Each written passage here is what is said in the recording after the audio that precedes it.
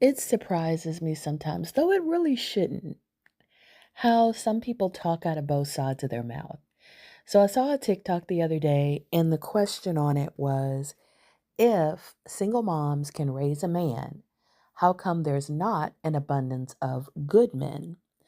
Now, first off, it's a bait and switch because first it's asking about raising a man, and then it's changing the criteria to good man.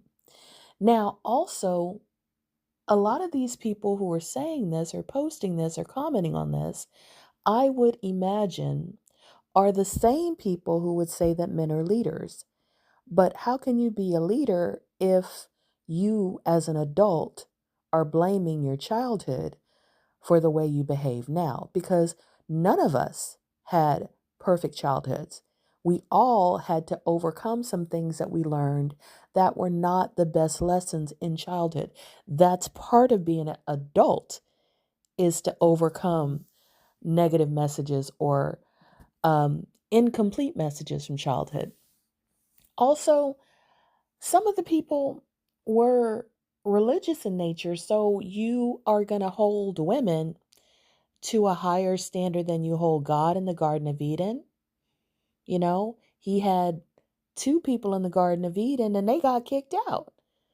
They weren't, quote, good, but somehow women are supposed to have a perfect track record. It just doesn't make any sense.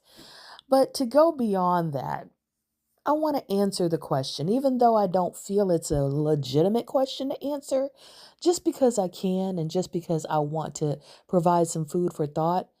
Why is there not an abundance of good men? Which has nothing to do with single moms, just has to do with choice, free will.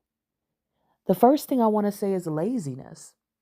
Why be a good man when being not so bad is applauded by society? Developing character takes self discipline. Developing character takes self discipline and self control. And that's not what lazy people do. They want the path of least resistance.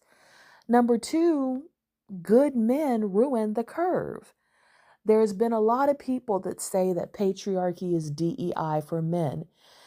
And that comes from this idea and the research, which is abundant, that often men pressure other men to do the minimum because being good could raise women's expectations for all men.